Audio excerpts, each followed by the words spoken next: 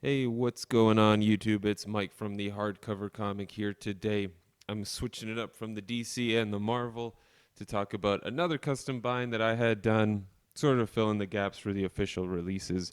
This is Generation Zero from Valiant, written by Fred Van Lente with artwork by a couple people, Francis Portela, Andrew Dahlhaus, and I believe there's a couple other guys who did some issues in there.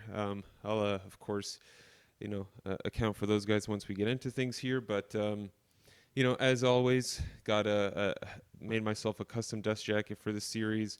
I'm a big fan of anything Valiant puts out, and unfortunately, they don't put out official releases for everything.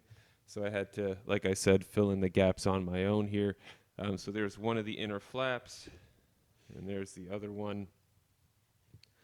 Let's take a look at the spine. That's that.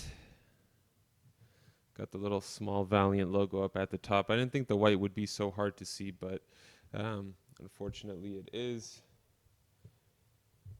There you got the back. As always with designs that I make for my own books, I like to avoid using too much text. The spine and the front. Obviously, I'll put the logo and whatnot and the creators, but um, you know, I typically don't put too much word. I don't do any synopses or anything like that. So the bind itself, once again from Lehman. This is probably the smallest bind I've got. It's 8 issues or 9 issues total. So I mean it's pretty small compared to some of the other books I've shown on here. Unfortunately, I didn't make a table of contents, and I had a tough time getting the covers I wanted for the series because I jumped on a little late when I decided I was going to start filling in the gaps on the Valiant hardcovers. But yeah, all 9 single issues here, which is how all of my Valiant custom binds are. It's all using the single issues. So a little background on the storyline. Generation Zero is one of the groups of harbingers that's running around out in the Valiant universe. This is a pretty good breakdown of who's, in the series. You got Cronus, Telek, Animalia, Cloud, Keisha, Gamut, and the Zygos twins. Of course, you do have Keisha's family in general, that's in the series, and what's happening is they're basically in this town called Rook, and Rook is a town that suddenly became very prosperous. It sort of had a Detroit, Michigan kind of thing happen to it, where sorry guys, I was just checking the camera there. Where it was, it was very successful for a while, and they had jobs, and then they lost it all, and now it's sort of revitalized itself with all this amazing state-of-the-art technology. They've got state-of-the-art schooling, all this fun stuff, right? And basically, Keisha, our main character here, she her boyfriend Steven, something happened to him, and she's trying to find out what happened. So she reaches out to Generation Zero, and Generation Zero, as a group, they sort of respond to these um, online online requests for help, and basically they come to Rook to help Keisha. And Keisha's just a regular girl. She's not a psyop by any means necessary. And of course, she's caught up in a bunch of high school drama. Generation Zero shows up, and they start helping her out, and they start to realize that there's a larger conspiracy at hand here, and it sort of develops in that way. Again, over the 9 issues, you get the entire story. So it's really one large story arc, the 9 issues. As you can see here, you have some other artists come in. Derek Charm comes in because basically what happens is Generation Zero accesses the Heroscape, which is like how people envision the world in their own head, where they're essentially the hero of their own story. And here they're in a young lady's Heroscape, and they're sort of showing what's happening in there. And yeah, so you see Derek Charm jump in artwork here, and that happens a couple other times in subsequent issues. I'm trying to see who the other artist is that helped out. I like Francis Portela's artwork a lot, very detailed. Even on the smaller panels, he gets a lot of detail in there. So you also get to you also get to meet Keisha's family. Her dad is the sheriff of Rook, and her brother is on the spectrum. His name's Kwame, and he's, like I said, he's on the spectrum, but he keeps telling her about these corner men and how they can only teleport through right angles.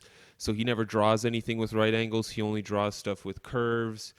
Um, and smooth edges. And of course, he sees the world in a very different way, and he starts to get involved with this whole conspiracy that's going on. And the I guess the main villain of the series, if you will. Got the cat variant here, of course. And this series was coming out around the time that Harbinger Renegade was coming out. And so we do see the two teams, the Renegades and Generation Zero, sort of clash together in the Harbinger Renegade title. Of course, for those of you that don't know who these characters are, this here's Animalia. She actually does announce in this series that she's moving away from cartoon characters and doing more anime stuff. Let's see if I can get that spread here. It should be a couple pages further. It's great seeing those like awesome Valiant ads, like the Ninjak stuff, seven blades. So yeah, you get to see here her transformation, how she's no longer doing only cute animals. She is now in an anime phase in her life. And of course, you see how Generation Zero as a team has sort of evolved. If you've been following them since the days of, Bloodshot and Harbinger, back when Valiant was first rebooting, we were introduced to the Generation Zero characters in Harbinger Wars. And now, of course, they've come very far. They've developed as a team, and they've all matured as characters.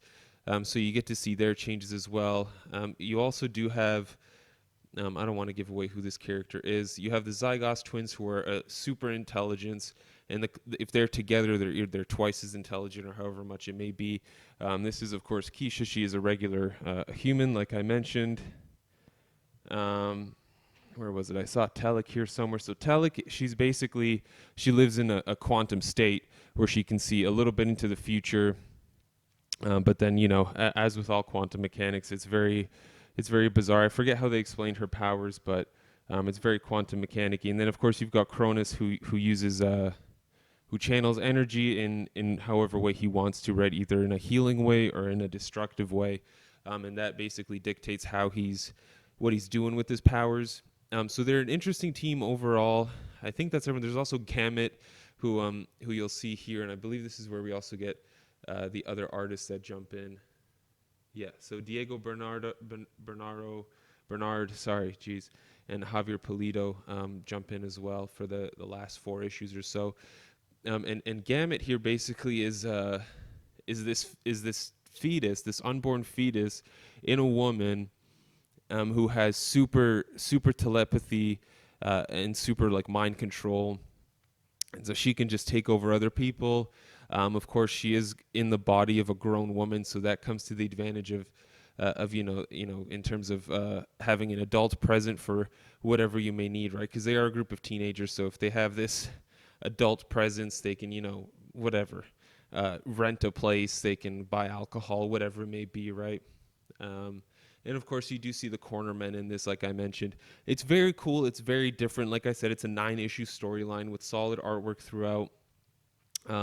Interesting characters that you see develop not only within the heart of the Valiant universe, if you've been following it, but also in the storyline itself, which is a very common theme with Valiant books. You will always see character progression, which is fantastic. It's what I love about the universe, a lot.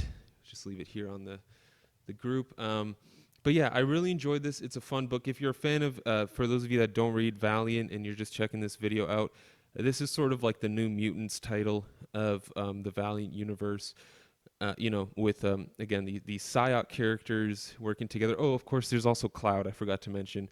She's basically their communication specialist. She can, connect all their minds and talk to them in different universe. They're in the Heroescape. She can speak to them, and she can, transport their consciousness into other areas if she has to. She's an interesting character as well, and she can read these thoughts and energies out in the air.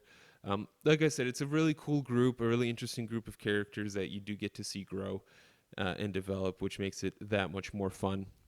But yeah, guys, this was my my very small custom bind. It's a nice, quick, fun, enjoyable read.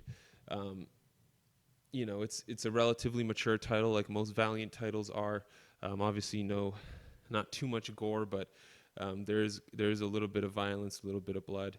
But yeah, Valiant does a pretty good job with their deluxe editions. They put out as much as they can, I'm sure. But there are a bunch of titles like this, Harbinger Renegades. I don't think Psylords is going to get a hardcover, even though it's just wrapped up. These 8, 9 issue runs that unfortunately just sort of got either cut too early or it was just a story the creators wanted to tell. I'm not sure. Either way, uh, this is the first of many that I'll be showing off. This is pretty much the only way I'm going to be collecting Valiant now is through singles and binding them. Um, you know, uh, I'm very excited. I love Valiant. I can't wait to have my own custom bind hardcover collection of their series. Let me know what you guys think if you've read this series, if you're waiting for an official release, whatever it may be. If you're a fan of Valiant, let me know what you thought of this series. I'm always curious, always willing to always happy to chat with folks and get their opinions on books. Thank you guys very much for tuning in. This was Mike from the Hardcover Comic.